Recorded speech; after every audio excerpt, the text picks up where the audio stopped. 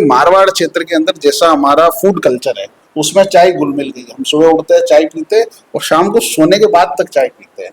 तो गैस्ट्रिक जो होती है ये एक बड़ा रीजन किन कारणों से होती है और कितना सीवियर ये हो सकता है शरीर के लिए।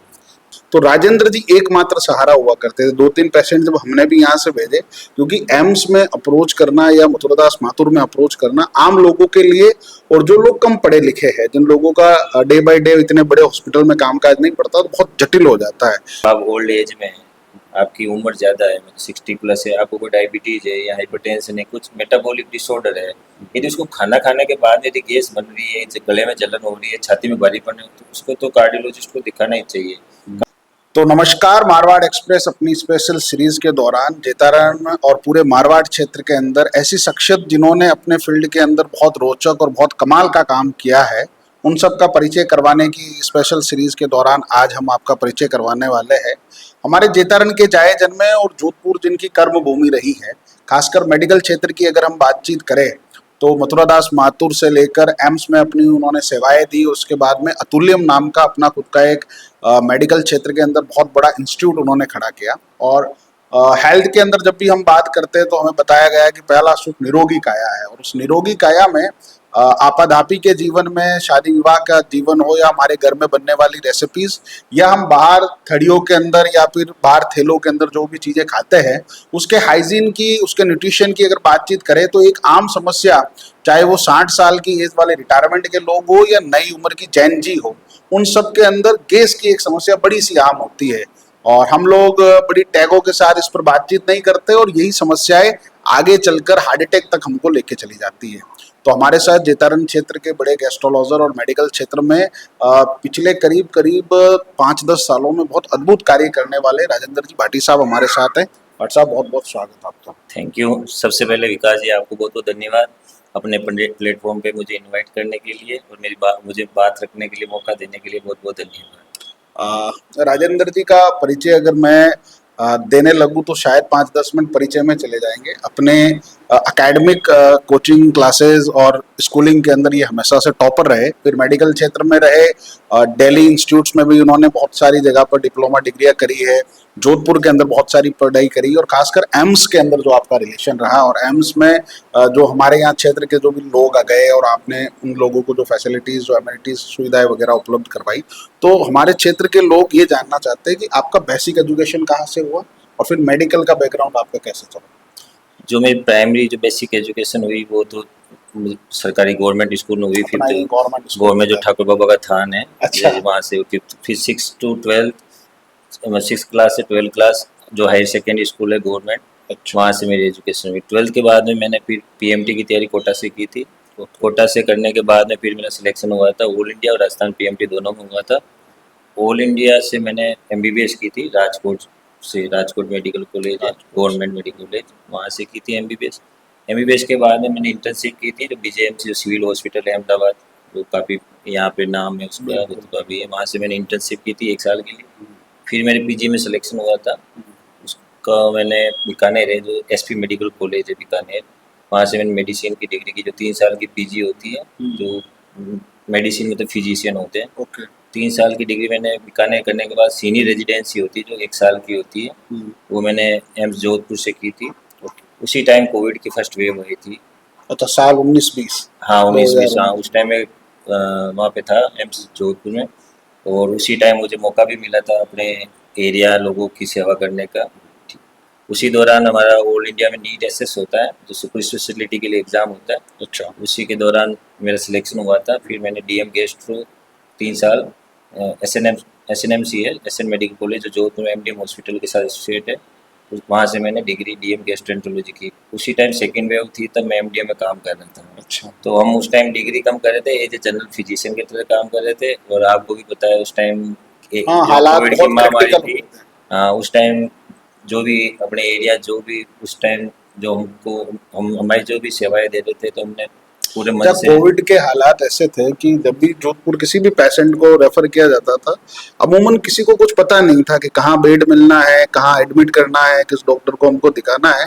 तो राजेंद्र जी एकमात्र सहारा हुआ करते थे। 2-3 पेशेंट जब हमने भी यहाँ से भेजे, क्योंकि एम्स में अप्रोच करना या मथुरादास माथुर में अप्रोच करना आम लोगों के लिए, और जो लोग कम पढ़े लिखे हैं, जिन लोगों का डे बाय डे इतने बड़े हॉस्पिटल में कामकाज नहीं पड़ता, तो बहुत जटिल हो जाता है। तो मैं मारवाड़ एक्सप्रेस पूरे परिवार की तरफ से, पूरे जेतारण वालों की तरफ से आपको विशेष धन्यवाद देता हूँ। आपको उस समय लगभग हर बच्चा जेतारण का जान रहा था कि जेतारण जाके राजेंद्र भैया को आप एक बार बात कर लो। आपको बहुत सारी रियायतें उन हॉस्पिटलों में जितनी इनकी तरफ से हो पाएगी, उस समय से लेके आज तक आप कर रहे हैं। बहुत आपका साधुवाद है इसके लिए। राजेंद्र जी, गेस्ट्रोलॉजिस्ट आपने चुना, थोड़ा सा यूनिक प्रोफेशन है। अमूमन डॉक्टर साहब जो हमको मिलते हैं कार्डियो के, इन सब के जटिल के मिलते हैं, और सबसे मेन समस्या जो गैस की है, लोग बड़े लगता है कि ये तो कोई समस्या ही नहीं है साहब, ये तो क्या ऐसी है। हमारे यहाँ ऑफिस में भी दिन में 7 से 8 चाय आ जाती है और बाहर 2-4 और पी लेते हैं। और ये सिर्फ हमारी ऑफिस के नहीं, पूरे मारवाड़ क्षेत्र के अंदर जैसा हमारा फूड कल्चर है, उसमें चाय घुल मिल गई। हम सुबह उठते हैं चाय पीते हैं और शाम को सोने के बाद तक चाय पीते हैं। तो गैस्ट्रिक जो होती है, ये बड़ा रीजन किन कारणों से होती है और कितना सीवियर ये हो सकता है शरीर के लिए? जब ये सुपर स्पेशलिटी का एग्ज़ाम दिया था, पहले जो 2 मेन ब्रांच जो फेमस थी, एक न्यूरोलॉजिस्ट और कार्डियोलॉजिस्ट। फिर जैसे ये रूटीन में जो बीमारियाँ, पेट की रिलेटेड बीमारियाँ और आजकल खान-पीन या इनके कैंसर बहुत बढ़ गए, जो नली या पेट से रिलेटेड जो भी कैंसर है। इसलिए फिर मैंने ये गैस्ट्रोएंटरोलॉजी चूज़ की। फिर मैंने डीएम होने के बाद मैंने सुपर इसमें फेलोशिप भी की थी, जो एडवांस प्रोसीजर होते हैं दिल्ली से। उसके बाद में मैंने as a assistant professor AIIMS में भी काम किया, अच्छा। कि इस एरिया में मैं कुछ काम कर सकूँ और कुछ चीज़ें जो मेरे को सीखनी थी और वहाँ जो हेल्प करना था, वो चीज़ें मैंने एज असिस्टेंट प्रोफेसर भी वहाँ काम किया था एम्स जोधपुर में। और सबसे पहले इम्पोर्टेंट है कि जो आप जो क्वेश्चन पूछ रहे हैं कि चाय और खाना-पीना राजस्थान में, तो सबसे इम्पोर्टेंट ये है कि जो खाना-पीना तो वही रहा और काम कुछ नहीं रहा पहले जैसे। अच्छा। तो हाँ, इसलिए सही जो है। गैस बनना या जो पेट से रिलेटेड सारी डिजीज है, वो इतनी बढ़ गई। जो मारवाड़ अंचल में या कहीं भी अपन जाए तो ठीक है, पहले जो भी लोग खाते पीते थे और उसका पूरा वर्कआउट करते थे, मतलब आपको कुछ भी चलना है तो बॉडी मूवमेंट अच्छा बॉडी खासा। मूवमेंट होता था, साइकिल होती थी, कुछ आपको जाना है तो साइकिल से जाओगे, ठीक है। नॉर्मल आप ये हो कि मॉर्निंग फ्रेश भी होना है तो आपको 1-2 किलोमीटर जाना दूर पड़ता दूर था, जाना पड़ता, ठीक। फिजिकल वर्क खूब सारा हाँ, था। तो अब बोलते हैं कि कब्जे हो रही है, तो पहले क्या पानी पीता था, उठे फिर आपको जाना ही पड़ता, तो वहाँ जाते तो आप मतलब मूवमेंट होते तो प्रेशर बन जाता था। अब आज की जो व्यस्तम जिंदगी है और जिस हिसाब का लाइफ स्टाइल है, तो आप वो बॉडी मूवमेंट बहुत कम हो गए। ऑफिस में भी ऐसी चीज़ें हो गई, ज़्यादातर बैठा रहना होता है। फिर ये बैठने के बाद आज की स्ट्रेस भी बहुत होता है आज के लोगों में। फिर ये चीज़ें खाना पीना और सारी चीज़ें रहती है, और ऑनलाइन भी सारी चीज़ें अवेलेबल हो गई, तो आपको वो बना बनाया खाना भी मिल जाता है। उसकी कितनी प्योरिटी है वो भी पता नहीं है। तो दो चीज़ें मिक्स हुई, एक तो खाना पीना थोड़ा सा बढ़ ज़्यादा गया है और अवेलेबल हो गया है। पहले आप सोच लो 8 बजे के बाद क्या मिलता था घर में, कुछ भी नहीं। अब तो 12 बजे भी अवेलेबल है, कहीं भी खा लीजिए। और फूडिंग हो रही है, हाँ, लोग देर रात तक खाना खा रहे हैं। खाना खा रहे हैं, ठीक है, और देर रात तक खाना खा रहे हैं, फिर आप देख लो वर्कआउट कुछ हो नहीं रहा है। तो वही है कि इनपुट ज़्यादा है आउटपुट कम है, तो फिर पेट से रिलेटेड जो व्याधियाँ है, जो बीमारी है, अच्छा वो डॉक्टर बहुत बढ़ साहब, एक अमूमन देखने को मिलता है जब गैस्ट्रिक की दिक्कत शुरुआत में होने लगती है। जैसे मैं 25-30 साल की उम्र में हूँ, मेरी उम्र के बहुत सारे युवा हैं जिनका बायोलॉजिकल क्लॉक बिगड़ जाता है, क्योंकि कामकाज के सिलसिलात में लंबा ट्रेवल करते हैं लोग, रात को खाना खा लेते हैं, सुबह जल्दी उठ रहे हैं, कभी भी चाय पिया जा रहा है। ये सब चीजें धीरे धीरे इग्नोर करने के बाद एक स्थिति गैस में ऐसी आती है कि हार्ट में दर्द होने लगता है, और वो सबको लगता है कि हार्ट अटैक नहीं आ रहा है। क्या स्थितियाँ होती है?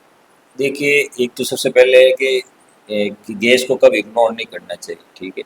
ये आप ओल्ड एज में हैं, आपकी उम्र ज़्यादा है, मतलब 60+ है, आपको कोई डायबिटीज़ है या हाइपरटेंशन है, कुछ मेटाबॉलिक डिसऑर्डर है, यदि उसको खाना खाने के बाद यदि गैस बन रही है, गले में जलन हो रही है, छाती में भारीपन है, तो उसको तो कार्डियोलॉजिस्ट को दिखाना ही चाहिए।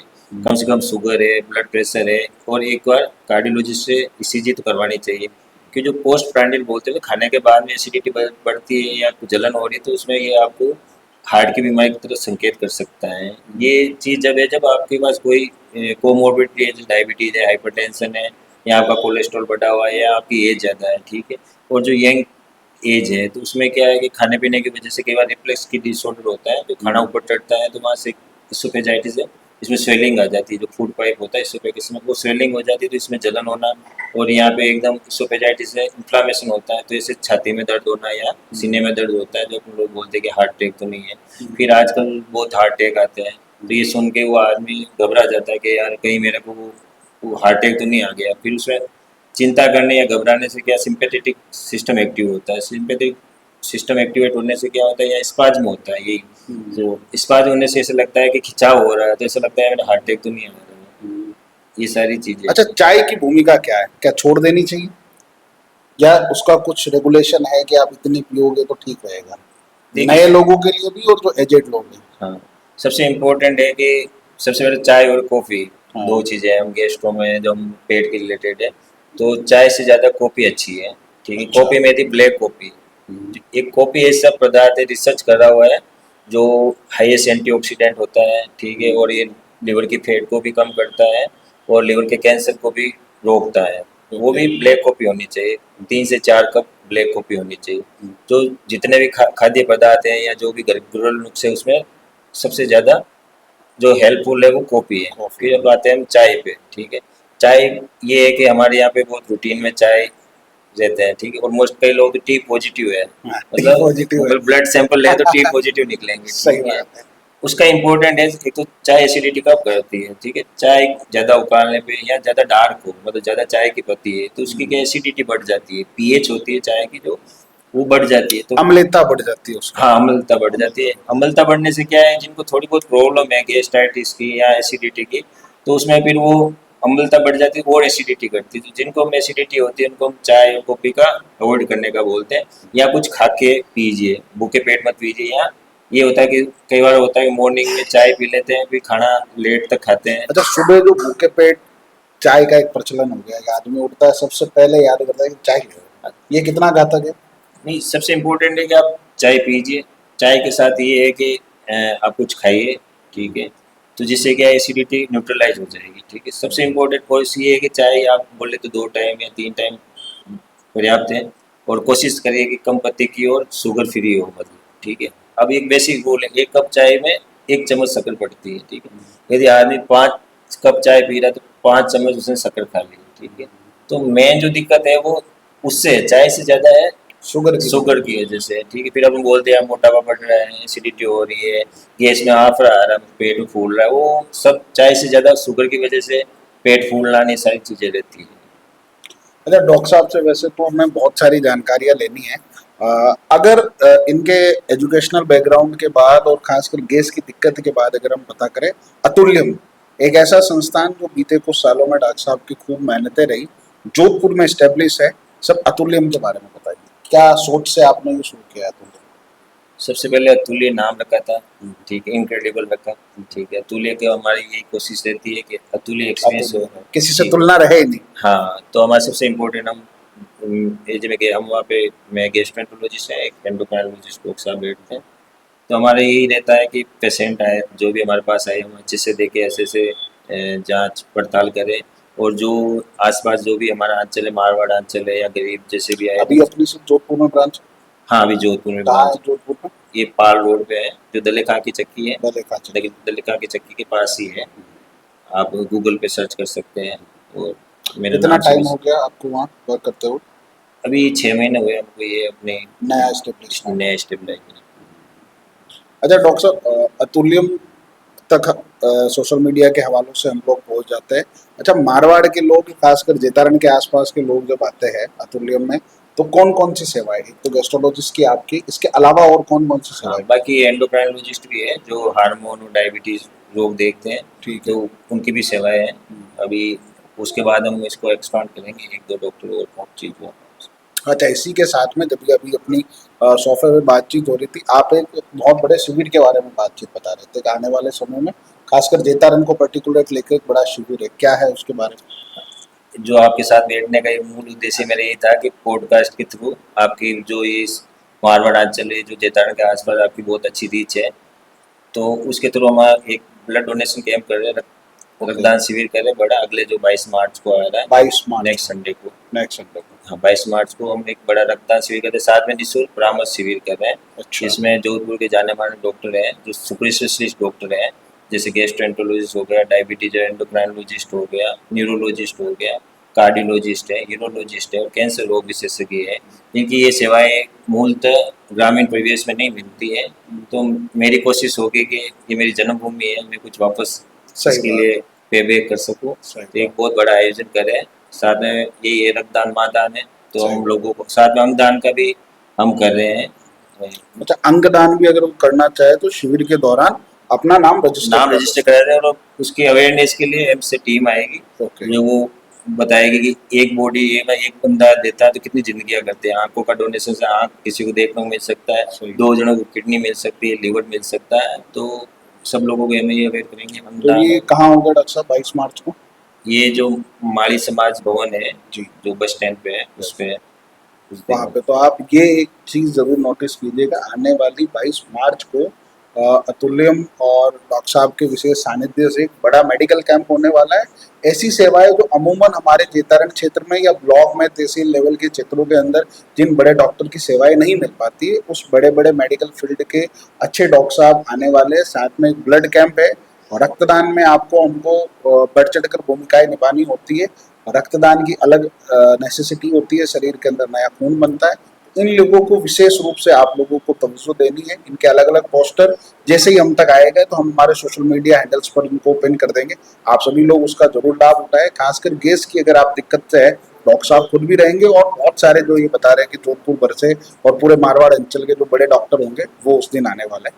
आखिर में डॉक्टर साहब, गैस्ट्रोलॉजिस्ट पर हम वापस आते हैं। एक हेल्दी जीवन जीना हो हमारे मारवाड़ के लोगों को, तो क्या एक पूरी दिनचर्या कैसी होनी चाहिए कि हेल्दी आदमी अच्छे से रहे? जिनको गैस की समस्या है, अमूमन हर आदमी को है, खाने पीने से है, क्योंकि वेडिंग सीजन आ जाता है तो ओवर डाइटिंग हो जाती है, या फिर चाय की दिक्कतें हो, या अमूमन किसी लोगों को किसी पर्टिकुलर चीज़ से हो जाता है कि घर में कुछ खट्टा खा रहे हैं उससे दिक्कत हो रही है, कुछ मीठा खा रहे हैं तो उससे दिक्कत हो रही है। तो एक आम आदमी को क्या रूटीन फॉलो करना चाहिए तो उस गैस की समस्या से परेशान देखिए, है? सबसे इम्पोर्टेंट है हाथों को समझना होगा, मतलब पेट की पाचन क्रिया को समझना पड़ेगा। ठीक, सबसे पहले सबकी एक जैसी पाचन क्रिया नहीं होती। जैसे पढ़ाई में करते हैं तो कोई स्टूडेंट होता है, उसके अच्छे मार्क्स आते हैं, किसी के कम आते हैं, कोई फेल भी हो जाता है। उसी तरह पेट का भी होता है, पाचन का भी होता है। ठीक है, सबसे इम्पोर्टेंट है कि कुछ मैं जो बता रहा हूँ 4-5 जो टिप्स दे रहा हूँ वो सबके लिए। सबसे इम्पोर्टेंट है हेल्दी जीवन के लिए आप है कि आप एकाहारी बनिए। मतलब एकाहारी मतलब दिन में एक टाइम खाना खाइए। अच्छा, ठीक है, बाकी मतलब जो मेजर मील होता है, बाकी ये फ्रूट्स है, सलाद है, वो ये ले सकते ये हैं। ले सकते हैं। ठीक है, और 40 to 50% जो प्लेट होती है वो अनकुक्ड होनी चाहिए। मतलब आप प्लेट लिया, ठीक, सबसे पहले तो जो प्लेट है उसको छोटा कर दीजिए, डेजर्ट कर दीजिए। ठीक, सही। डेजर्ट जो बोलते हैं उसमें। और सही। 40 to 50% अनकुक्ड होना चाहिए, जिसमें फ्रूट हो गए, सलाद हो गए, या जो भी ग्रीन कलर की या कोई भी फाइबर डार्क वाले कलर, जो भी हाँ डार्क कलर के जो भी होते हैं उनमें बहुत अच्छे मल्टीविटामिन भी होती है, पाचन की चीज़ भी होती है। तो उससे क्या होगा कि खाना अच्छे से पचेगा। ठीक है, मूवमेंट होल के मूवमेंट अच्छे से होगा। ठीक है, कॉन्स्टिपेशन नहीं होगा। और कम खाना खाएंगे तो कम लोड पड़ेगा तो पाचन क्रिया अच्छे से होगी, थकान कम रहेगी, वजन नहीं बढ़ेगा। और दूसरे डिसऑर्डर है जैसे ब्लड प्रेशर है, हाइपरटेंशन, कार्डियक डिसऑर्डर, इनसे सबसे बच जाएंगे। ठीक है, ये हिपोक्रेट्स बहुत पुराने जो साइंटिस्ट और वैज्ञानिक विद्वान हुआ करते थे, उन्होंने बोला एवरी डिजीज स्टार्ट फ्रॉम गट। जो सारी जो बीमारियां हैं वो गट से ही शुरू होती सही। है। आप यदि जिसकी पाचन क्रिया अच्छी है उनको मतलब स्वास्थ्य अच्छा ही रहेगा। आप ये देख सकते अच्छा, एक आखिर में डॉक्टर, मोटापे की समस्या है। मैं निजी रूप से भी बहुत अनहेल्दी सा फील करता हूँ और मेरे साथ बहुत सारे लोग जो हमें भले जिम में मिलते हो, वॉकिंग स्टेट में मिलते हो, मोटापे का और गैस का क्या रिलेशन रहता है? हैं। सबसे पहले है कि मतलब 3 चीज़ें तो अपन को आइडियल रखनी चाहिए, स्लिम, ट्रिम और फिट। ठीक है, अब वो भी मोटापा का कि हम एक बीएमआई से कैलकुलेट करते हैं कि बीएमआई के अकॉर्डिंग मोटापा की ग्रेडिंग करते हैं। ठीक है, यदि हाइट कम हो तो उसका वजन उसके अकॉर्डिंग होता है। रफ आइडियल है तो जैसे 160 सेंटीमीटर का कोई यदि मेल हो, मतलब आदमी हो, उसमें से 100 माइनस कर दीजिए तो मतलब 60 केजी का होना चाहिए। तो अपने हाइट के अकॉर्डिंग 100 कम कर दीजिए। फीमेल है तो 105 कम कर दीजिए, जिससे एक आइडियल लगभग वेट हो जाता है। उतना वेट मेंटेन करते तो वो ओबेसिटी के क्राइटेरिया में नहीं आता। ठीक है, ओबेसिटी एक न्यू पैंडेमिक बोलते हैं, महामारी बीमारी है, ठीक है। ओबेसिटी कोई बीमारी नहीं है, पर ओबेसिटी की वजह से जो जो दिक्कतें आती है, आप ओबेज होगे तो आपको रात को अच्छे से नींद नहीं आती, ऑब्स्ट्रक्टिव स्लीप एपनिया बोलते हैं। ये बहुत रिसर्च हो रखा है, यदि आपको रात को अच्छी नींद नहीं आएगी तो आपको लगेगा जो भी खराटे ले रहे हैं, रात को अच्छी नींद आएगी, आपको ब्लड प्रेशर बढ़ने के चांस होते हैं, आपको दिन में थकान सी रहेगी, दिन में काम में मन नहीं लगेगा, चिड़चिड़ापन रहेगा, और इवन साइकेट्रिक इलनेस भी, यदि आपको रात को नींद नहीं अच्छे से आए तो उसका मुख्य कारण हो सकता है। दूसरा, जब ओबेज होता है, ओबेसिटी होती है, मोटापा होती है, तो उसमें हार्ट की डिसऑर्डर या ब्लड प्रेशर बढ़ने के, ये सारी दिक्कतें के एक मुख्य कारण होता है। डायबिटीज़ होने के बहुत मुख्य वजह होती है कि आप ओबेसिटी और मोटापा होता है। इसके लिए है कि एक तो सबसे पहले वर्कआउट या संतुलित आहार, सबसे पहले संतुलित आहार खाना जरूरी है। सेकेंड है कि तो आपको कोई कोमोर्बिडिटी नहीं, कोई बीमारी नहीं है, तो फिर आपको बहुत सारी चीज़ें वर्कआउट करनी चाहिए, आपको टहलना चाहिए, ब्रिस्क, हर आदमी को ब्रिस्क वॉक करना चाहिए, 25 मिनट तो पर डे का है, 25 to 30 मिनट, 5 in 7 days के, सप्ताह में 5 दिन तो ब्रिस्क वॉकिंग करना चाहिए, जहाँ आप हाँप रहे हो या बहुत पसीना आ रहे हो या एक आप सेंटेंस पूरा नहीं बोल पा रहे हो। लोग बोलते हैं कि सर मैं तो दिन भर घूमता ही रहता हूँ, तो वो घूमना वो एक नॉर्मल स्पीड पे घूम रहे हैं, बस आपको ब्रिस्क वॉकिंग बोलते हैं। मॉर्निंग उठ के या शाम को जब भी है, आपको ब्रिस्क वो तेज चलना है, जिससे कि पसीना आएगा, वो सारी चीज़ें, मोटापा, ये चर्बी या जो भी कम होती तो आप राजेंद्र जी भाटी साहब थे। मन तो है कि बहुत सारी बातें और करें, मगर समय की अपनी सीमाएं है। सर को वापस जोधपुर भी निकलना है।